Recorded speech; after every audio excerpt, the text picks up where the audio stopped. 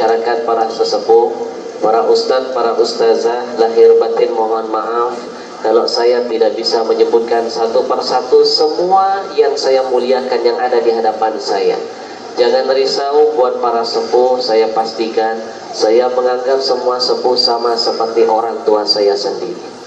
Ibu, jangan takut, walaupun Ustadz Ahmad gak pernah lihat ibu, saya pastikan ada rasa hormat di hati ini untuk ibu. Mungkin ibu juga gak pernah lihat Ustadz Ahmad Al-Habsyi, pernah? Di mana? Di TV. Sebenarnya saya juga sering lihat ibu dari TV. Ini hari kita bisa duduk di sini, jangan lupa ini semua atas izin Allah Subhanahu wa taala. Alhamdulillah. Tidak ada kata-kata yang indah melainkan kita selalu bersyukur kepada Allah. Alhamdulillahi rabbil. Segala puji hanya bagi Allah. Allah yang maha menguasai setiap bentuk kejadian. Allah yang maha menguasai alam semesta ini. Iyyahu na'budu wa iyyahu hanya kepada Allah kita menyembah dan hanya kepada Allah jua kita meminta. Tidak ada kata-kata yang indah melainkan bibir kita selalu bersyukur kepada Allah. Alhamdulillah. Ada pesan dari Rasul untuk kita semuanya. Barang siapa menyebut kalimat la ilaha illallah, maka dia akan memperoleh 10 kebaikan dari Allah. Siapa orang yang menyebut kalimat al-subhanallah, maka dia akan memperoleh 20 kebaikan dari Allah. Siapa orang yang menyebut kalimat alhamdulillah, maka dia akan meraih 30 kebaikan dari Allah. Siapa yang ingin dapat kebaikan yang berlipat ganda, siapa yang ingin Allah jauhkan dari bencana, kata kuncinya, awali setiap hari-hari kita dengan tampil menjadi hamba yang selalu bersyukur kepada Allah. Ngomong-ngomong soal kalimat syukur, ada kalimat yang indah. Mau Ustaz ajarin? Dengerin, nanti kita baca sama-sama. Yang pertama kita pasang niat dengan kalimat ini, mudah-mudahan Allah tambah nikmat untuk kita. Amin. Allah selamatkan kampung ini dari segala macam bencana dan musibah. Amin. Hadirkan hatinya, dengerin, nanti kita baca rame-rame. Siap? Simak. Alhamdulillah wa syukru lillah. Alhamdulillah wa syukru lillah. Alfa salatin wa salamin li rasulillah. Alfa salatin wa salamin li rasulillah. Pernah dengar belum kalimat ini? Belum? Emang tadi nggak kedengeran ya? Please deh ya. Orang udah serak-serak begitu. Biar semua bisa baca, saya ulangi. Alhamdulillah wa syukrulillah. Alfa salatin wa salamin li rasulil. Alfa salatin wa salamin li rasulil. Alfa salatin wa salamin li rasul. Semuanya, siapa yang ingin Allah tambah nikmatnya, alhamdulillah wa syukrulillah. Alhamdulillah wa syukrulillah. Alfa salatin wa salamin li rasulillah.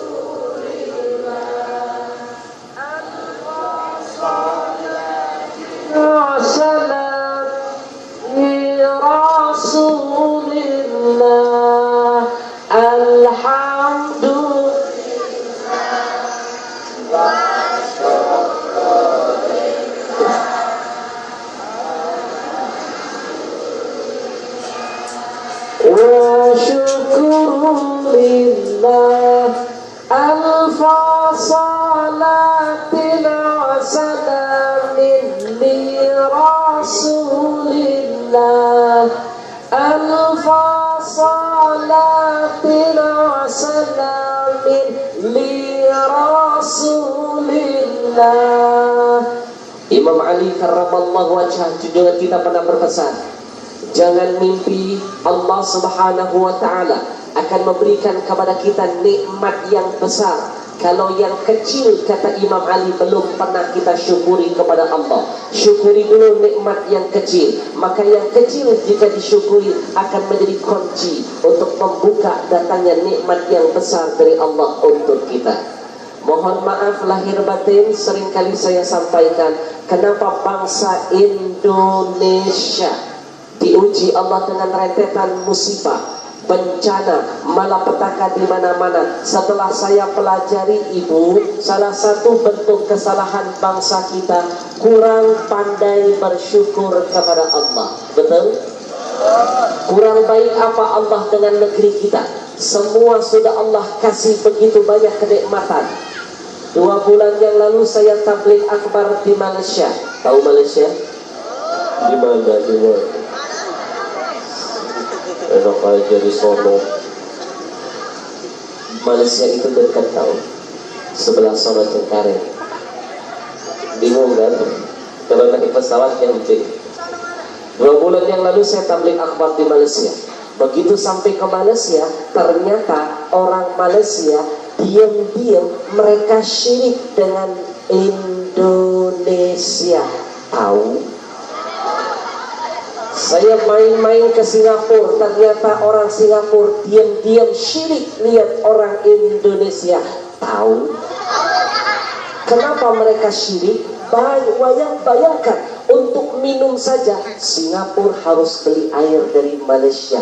Untuk minum setiap hari mereka harus beli dari Malaysia. Kita semuanya Allah fasilitasi. Alhamdulillah. Kurang baik apa Allah dengan Indonesia? Negeri ini begitu kaya raya, Pak. Saya tabligh akbar di Bangka. Di Bangka Timah kaya raya. Saya tabligh akbar di Samarinda. Saya kaget lihat batu bara membludak di sana. Saya tabligh akbar di Martapura, Banjarmasin. Saya tercengang lihat intan di sana luar biasa kaya. Sampai-sampai ada teman saya, namanya Ustadz Lihan. Dia orang asli dari sana. Dia beli ada intan dari Martapura segede ini, Bapak. Harganya 3 miliar rupiah. Ini hari dia beli 3 miliar, minggu depan intannya sudah ditawar orang Jerman seharga 35 miliar. Kemarin ketemu saya sama-sama umroh, tidak sengaja ketemu di Jeddah. Saya tanya, saudaraku, bagaimana kabar intan yang dibeli kemarin? Dia bilang, Ustadz Ahmad, intan yang kemarin saya beli modalnya cuma 3 miliar, yang ditawar orang seharga 35 miliar, sekarang sudah ada penawar yang paling tertinggi. Siapa? Kata saya. Dia bilang, utusan Sultan Bulkiah. Dia menawar 45 miliar. Saya katakan, jangan jual dulu, tunggu ada yang nawar sampai 50 miliar. Teman saya keceplosan, kalau laku 50 miliar, 10 miliar saya akan pakai, saya akan bagi-bagikan untuk semua ustadz-ustadz se-Indonesia. Saya juga keceplosan, jangan lupakan saya. Bayangkan, intan kita sangat bernilai di mata negara lain. Alhamdulillah. Saya tabligh akbar di Pekanbaru. Saya kagum, Pekanbaru kaya raya. Di bawahnya minyak, di atasnya minyak, Pak. Di bawahnya minyak bumi, minyak mentah, di atasnya minyak sawit. Inilah negeri kita. Allah karim. Kalau soal minyak kita paling dahsyat, Pak. Mulai dari minyak mentah kita punya sampai minyak pelet. Ya kan, minyak juga kan. Saudi walaupun dia kaya minyak, dia cuma punya minyak mentah, minyak pelet belum ada. Kita ada semua. Yang kurang apa? Bangsa ini kurang pandai bersyukur kepada Allah. Maka jadilah satu persatu nikmat di negeri ini Allah cabut, Allah ganti dengan bencana di mana-mana. Kalau ingin selamat dari bencana, maka tampillah menjadi hamba yang bersyukur dulu kepada Allah. Alhamdulillah wa syukurillah. Alhamdulillah wa syukurillah.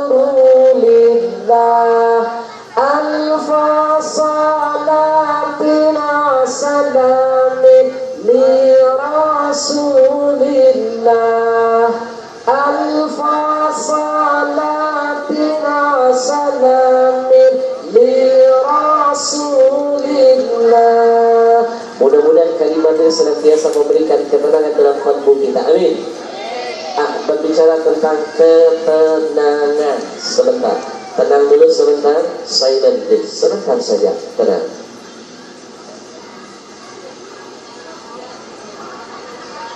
Hah? Kenapa? Kalau di sini penceramah nggak boleh lihat jam ya? Boleh kan? Kok lihat jam aja banyak yang syirik. Syirik tanda tak mampu. Masa jam sendiri nggak boleh. Begini loh rahasianya. Kalau ada penceramah ketika baru tampil langsung lihat jam, itu sebenarnya hanya teknik saja Pak.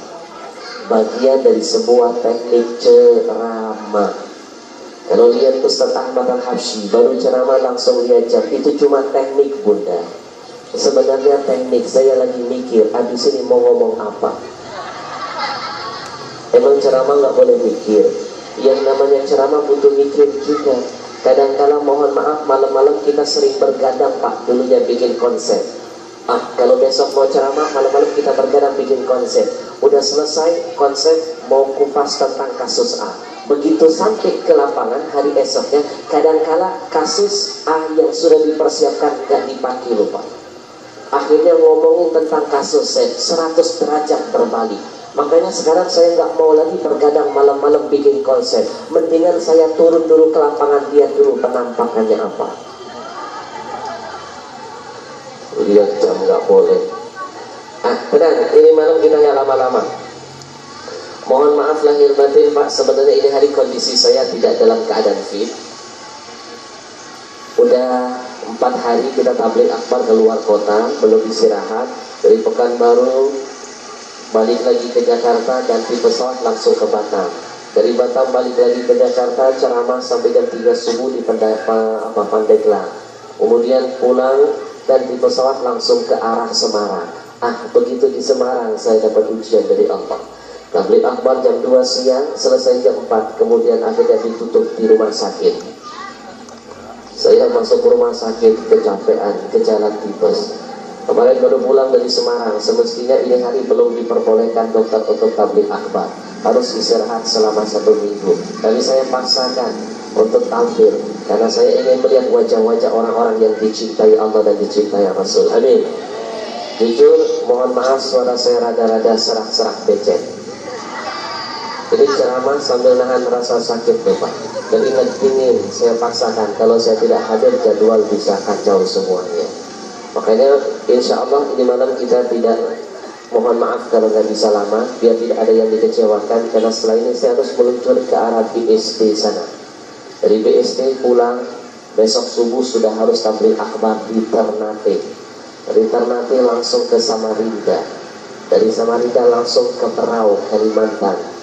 Pulang lagi ke rumah, langsung ngambil baju tabligh akbar di Palembang. Ya kayak Bang Toyib lah, nggak pulang-pulang Bapak. Cuma saya lebih mulia ketimbang Bang Toyib.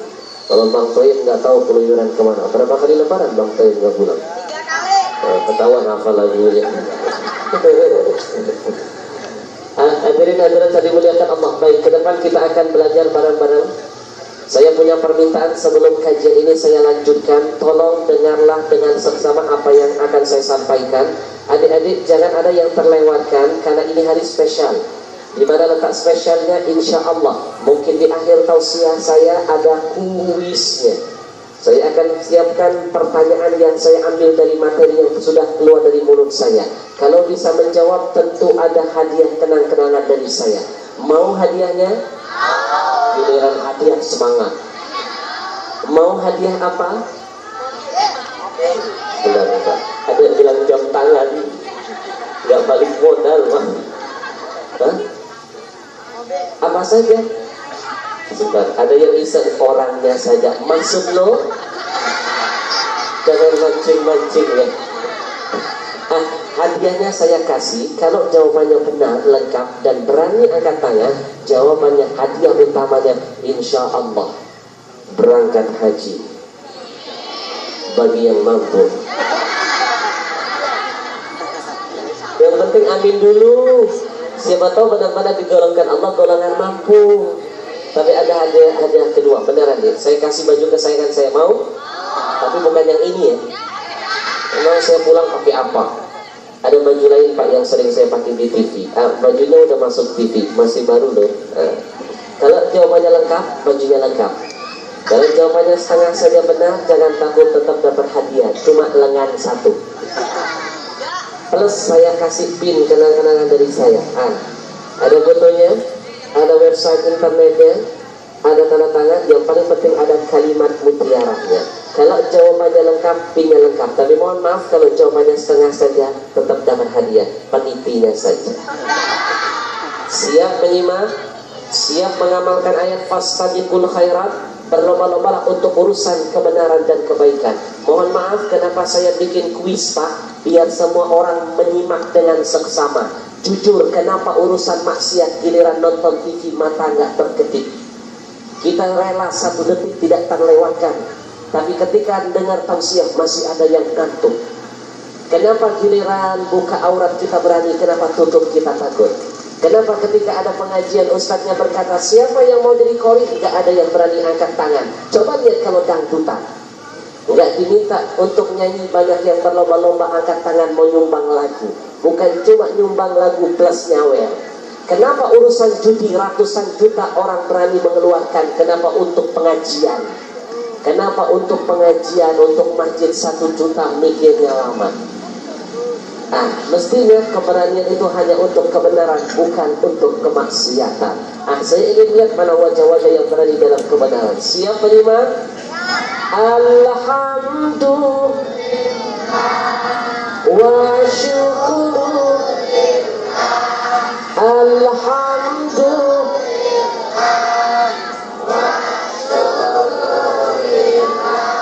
alfa salatina salamin li rasulillah.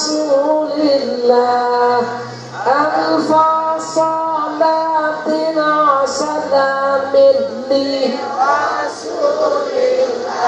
Hadirin hadirat yang dimuliakan Allah, ini hari tanpa terasa bulan Rajab sudah meninggalkan kita. Kita masuk di bulan awal sedikit kilas balik ke belakang mengenang peristiwa di bulan Rajab. Kalau ngomong soal bulan Rajab, maka ada satu tragedi yang bisa membuat kita terharu dengan kebesaran Allah. Tragedi ini dalam Al-Quran disebut dengan apa? Isra wal Mi'raj. Simak, jangan ada yang terlewatkan. Kenapa giliran nonton TV? Kenapa giliran dengan ceramah kita nggak pernah begitu? Kalau ngomong-ngomong soal Isra Mi'raj, rasanya tidak pantas kalau tidak kita berangkat dari ayat yang satu ini. Dengarkan ayatnya. Nanti kita akan pecahkan. Ibu, di ayat ini ada misteri yang akan kita pecahkan. Misteri apa? Yang jelas bukan misteri gunung berapi. Mau dengar? Simak. Bismillahirrahmanirrahim. Subhanalladzi asra bi'abdihi laylan minal masjidil haram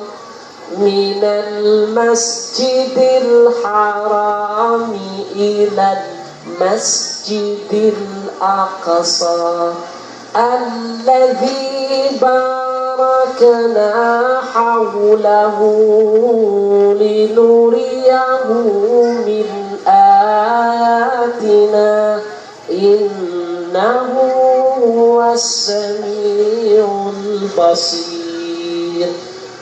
Misteri yang pertama, kenapa Allah Subhanahu wa ta'ala memakai dalam firman-Nya dengan simbol kalimat tasbih. Subhana, Kenapa Allah tidak menempatkan kalimat tahmid? Alhamdulillahilladzi. Kenapa subhanalladzi? Jawabannya secara tidak langsung ayat ini menggambarkan Allah saja yang maha berkuasa. Allah saja mengagumi perjalanan Isra wal Mi'raj Nabi, bukan perjalanan biasa, melainkan perjalanan yang sangat luar biasa. Mana bukti kekaguman Allah? Lihat, Allah pakai simbol kalimat tasbih.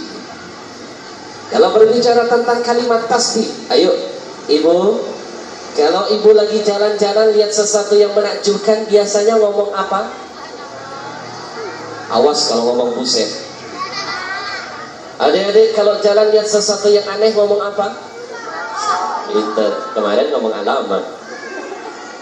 Kemarin ada ibu-ibu ditanya, ibu kalau lihat sesuatu yang aneh ngomong apa? Cabang bayi. Sebagai orang yang beriman, kita lihat sesuatu yang aneh, maka kita diharuskan ngomong subhanallah. Lihat, Allah saja menempatkan di firman-Nya dengan simbol kalimat tasbih, ekspresi kekagumannya.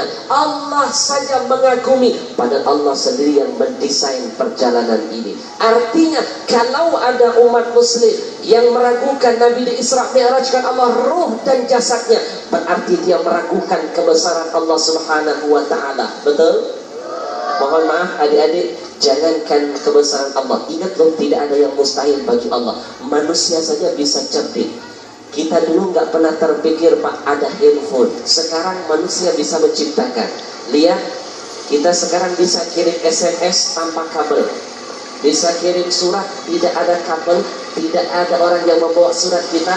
Hitungan detik surat bisa sampai, tidak ada satu huruf yang tertinggal. Bayangkan manusia bisa secanggih ini, apalagi masa kita lebih percaya dengan Telkomsel?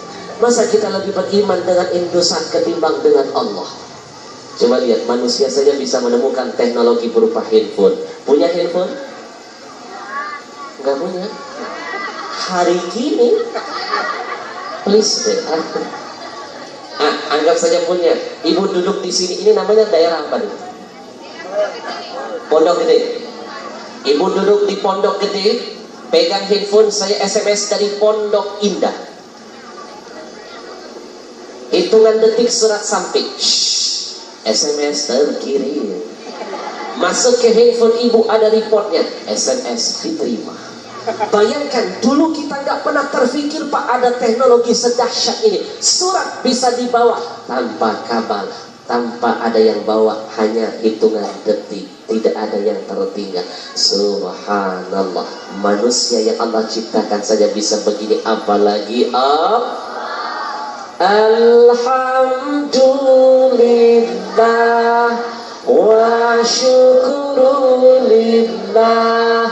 Alhamdulillah wa syukurulillah. Alfa salatin wa salamin li rasulillah. Alfa salatin wa salamin li rasulillah.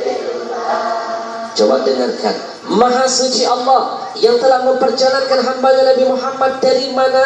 Masjidil Haram. Masjidil Haram di mana? Di Mekah atau di Pondok Gede? Awas kalau ngomong Pondok Gede. Masjidil Haram di Mekah menuju ke mana? Masjidil Aqsa di Palestina. Pertanyaannya, apanya sih yang hebat dari perjalanan ini? Jawabannya, coba kaji lagi ayat itu. Ada kata-kata lailan di sana. Satu malam saja. Ini misteri yang kita pecahkan. Coba simak.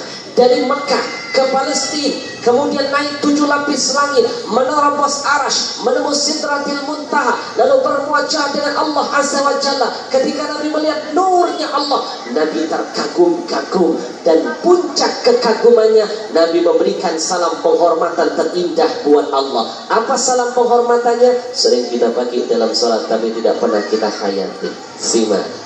At-tahiyyatul mubarakatus salawatut tayyib. Mendengar salam penghormatan yang keluar dari mulut orang yang paling dicintai Allah, Allah membuktikan di hadapan para malaikat yang ada di sekitarnya bahwa Rasul adalah orang yang sangat dicintai Allah. Mana ekspresi cintanya Allah? Allah membalas dengan salam yang lebih hangat. Mohon maaf, ini tidak pernah Allah lakukan kepada nabi-nabi selain Nabi Muhammad. Coba lihat. Assalamu alaika ayyuhan nabiyyu wa rahmatullahi wa barakatuh. Allahu Akbar. Allah saja yang maha mulia. Allah memuliakan Rasul kita. Allah saja yang maha menguasai dunia. Allah saja bersalawat untuk Rasul kita. Pertanyaannya, kenapa kita umat Nabi sendiri kurang pandai bersalawat kepada Muhammad? Ada Allah saja bersalawat kepada Nabi Muhammad. Satu hari saya dapat SMS, Ustaz Ahmad, kenapa nabi-nabi yang lain ketika disebutkan namanya cukup kita jawab alaihi salam? Kenapa Nabi Muhammad ada embel-embel yang beda? Sallallahu alaihi wasallam. Jawabannya, semua nabi-nabi yang lain Allah tidak bersalawat kepadanya. Cuma Nabi Muhammad yang Allah bersalawat kepadanya. Ini jawaban jelas buat kita bahwa Nabi Muhammad bukan sembarang manusia. Beliau adalah basyaran la kal bashar. Hakikatnya manusia, tapi beliau tidak seperti kita manusia pada umumnya. Tidak ada satu makhluk pun yang sanggup mengalahkan kemuliaan Nabi Muhammad sallallahu. Adik-adik tolong diingat ya, kalau zaman sekarang banyak orang yang ngaku-ngaku jadi nabi, jangan percaya. Masa nabinya pakai dasi? Emang nabi gaul? Wahyunya turun di hotel. Jawabannya jangan gila dong. Namanya siapa? Ahmad Musa. Kemarin saya ke Malaysia kaget. Ternyata di Malaysia ada juga yang ngaku-ngaku jadi nabi. Di sini di Indonesia yang heboh kemarin Ahmad Musaddiq, Pak. Ternyata di Malaysia ada juga saudara kembarnya namanya Ahmad Kahar. Ahmad siapa? Tahu dari mana? Orang belum diceritain, sok tahu. Namanya Ahmad Kahar. Dia proklamirkan dirinya di hadapan semua masyarakat Malaysia bahwa dia nabi terbaru utusan dari Allah. Tapi ada embel-embel anehnya, Pak. Diutus oleh Allah khusus untuk orang Melayu. Selain orang Melayu gak kebagian nabi. Ini nabi sableng namanya. Masa Allah utus satu hamba pilihan hanya untuk satu golongan? Gak masuk akal, betul? Lihat Nabi kita Muhammad, saya jawab dengan satu ayat saja. Lihat Nabi kita Muhammad, betul-betul Nabi yang dimuliakan Allah dan dibenarkan Allah. Mana bukti pembenarannya? Simak ayat yang satu ini. Bismillahirrahmanirrahim. Nabi kita baru Nabi beneran, coba lihat. Wa ma arsalnaka illa rahmatan lil alamin. Ini ayat yang membenarkan tentang kerasulan Nabi kita. Tidaklah kami mengangkat engkau wahai Muhammad, kata Allah, melainkan kami jadikan sebagai rahmat untuk semesta alam. Ini jelas. Nabi Muhammad Allah jadikan bukan hanya untuk orang Arab. Tahu? Nabi Muhammad Allah ciptakan bukan hanya untuk satu golongan. Nabi Muhammad Allah hadirkan di tengah-tengah kita bukan hanya untuk satu suku. Bapak jadi begini, jangan-jangan preman semua. Tapi Nabi Muhammad Allah hadirkan untuk memberikan kesejukan bagi semesta alam. Allah karim. Lihat, ini baru Nabi yang benar. Adik-adik mohon maaf saya, Nabi Muhammad jangankan beliau masih ada nikmat yang bisa kita rasakan, beliau sudah tiada pun nikmat dan rahmat masih kita rasakan. Bukan cuma kita saja loh yang merasakan nikmat dengan adanya Nabi Muhammad. Orang non-muslim pun mereka merasakan adanya Nabi Muhammad memberikan nikmat buat mereka. Mana buktinya? Lihat bulan Maulid, air aqua laku loh Pak. Bayangin, mereka saja kebagian nikmat, apalagi sudahkah ini kita syukuri sebagai umat Nabi Muhammad? Alhamdulillah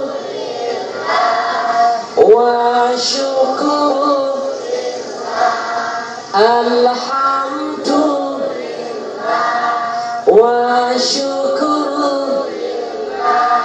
Alfa salatir salamin li Rasulillah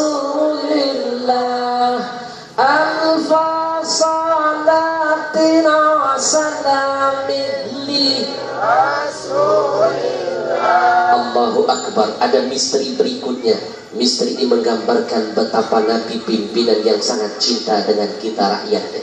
Ibu, kenapa melotot-melotot? Mau tahu tidak, Nabi Muhammad sebelum ibu, bapak, adik-adik diciptakan, Nabi Muhammad sudah terlalu cinta dengan kita. Mana bukti cintanya? Kita didoakan, tidak tanggung-tanggung Pak, di hadapan Allah yang maha memiliki alam semesta ini. Bayangkan, ini baru pemimpin idaman, sudah naik ke tempat yang paling tinggi, masih mikirin kita yang di bawah. Ada nggak pemimpin yang sudah naik ke atas masih ingat dengan yang di bawah? Nggak ada. Lihat Nabi Muhammad betapa cinta dengan kita, kita didoakan. Simak. Assalamu alayna wa ala ibadillahi salihin. Ini bentuk betapa Nabi cinta dengan kita umatnya. Kita semua didoakan dan tidak tanggung-tanggung didoakan di hadapan Allah. Allahu Akbar. Nggak ada pemimpin yang begini loh Pak. Bu, bukan cuma itu loh. Nabi Muhammad, mau tahu ibu, Nabi Muhammad sudah Allah suruh masuk ke surga. Begitu melihat surga beserta keindahannya, lalu salah ada guru kita.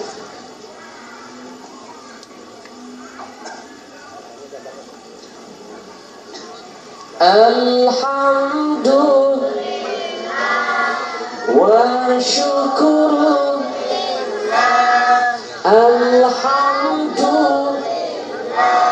wa syukur. Alfa salatin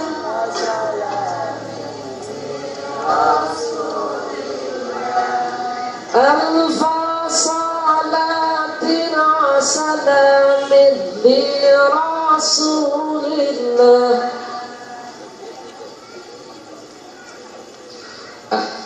Tadi saya mengatakan betapa Rasul itu pemimpin yang sangat idaman. Bayangkan Bapak, sudah masuk ke dalam surga, sudah Allah suruh melihat surga, menikmati semua fasilitas yang ada di dalam surga. Nabi masih mau keluar dari surga, lalu ditanya oleh Allah, ya Muhammad, kenapa masih keluar dari surga? Jawab Rasul, satu, umatku.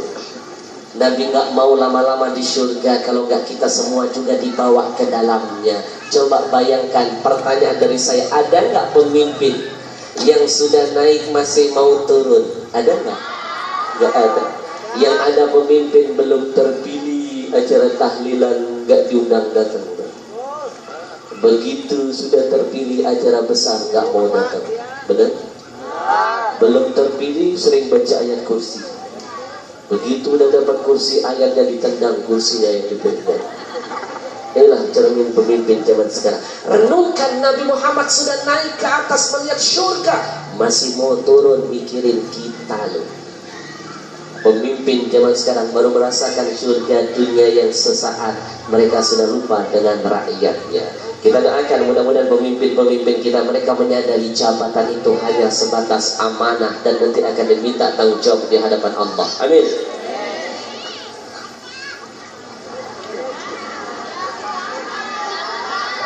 Teknik.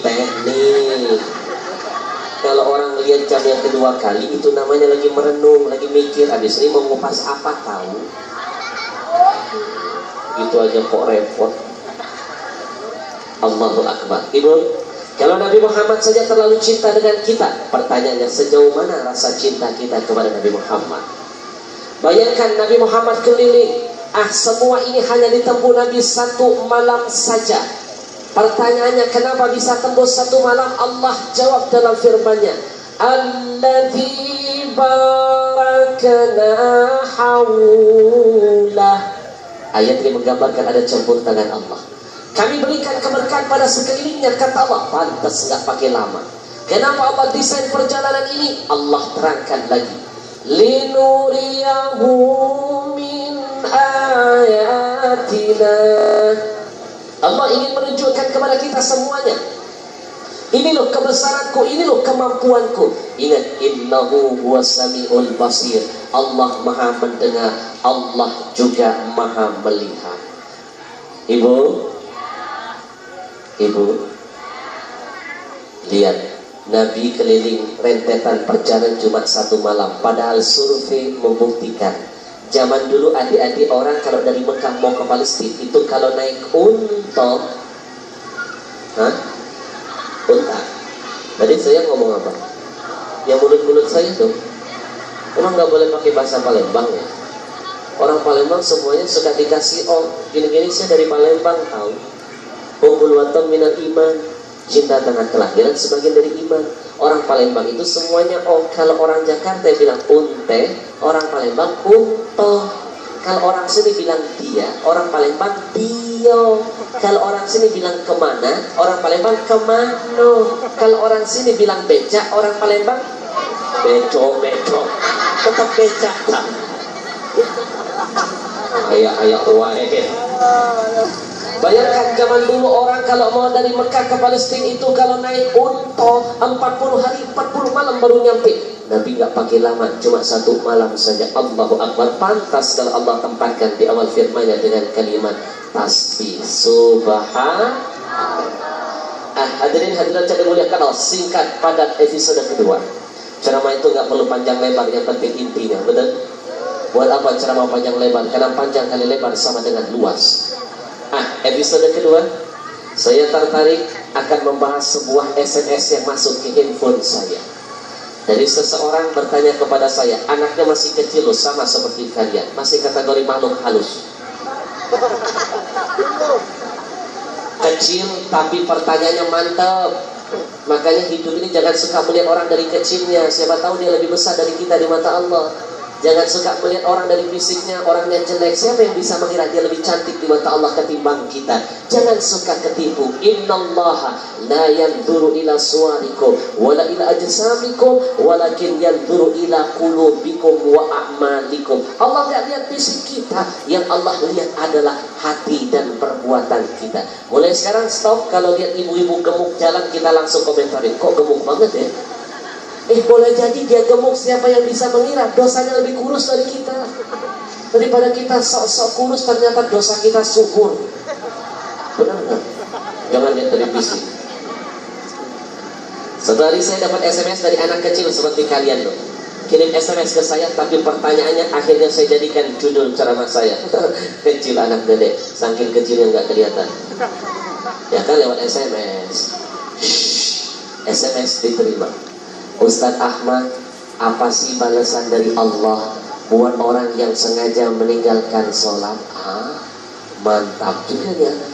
Langsung saya balas, balasan dari Allah buat orang yang meninggalkan sholat dengan sengaja. Saya bagi ada 2 jenis kategori hadiah. Simak, dengerin, siapa tahu masuk dalam kuis. Yang pertama saya pakai dengan istilah saya, hadiah grand prize. Apa itu? Hadiah utama. Berupa apa Ustaz? Sebuah motor, sebuah neraka. Apa nama nerakanya? Neraka Sakor. Neraka yang satu ini Allah desain khusus, tidak akan masuk ke dalamnya melainkan orang-orang yang rajin meninggalkan sholat. Namanya saja sudah mengerikan tahu, Sakor. Berarti siapa yang masuk ke dalamnya dijamin tekor. Bu, jangan salah loh, Ben. Nanti di pintu masuk neraka ini ada tulisan Sakor. Mungkin ada kalimat tambahan, welcome to Sakor. Ketika Mi'raj, Nabi sempat diperlihatkan Allah tentang neraka yang satu ini. Dari arah kejauhan Nabi sempat melihat ada sekelompok manusia. Dihancurkan Allah badannya, dibikin lagi, dihancurkan lagi.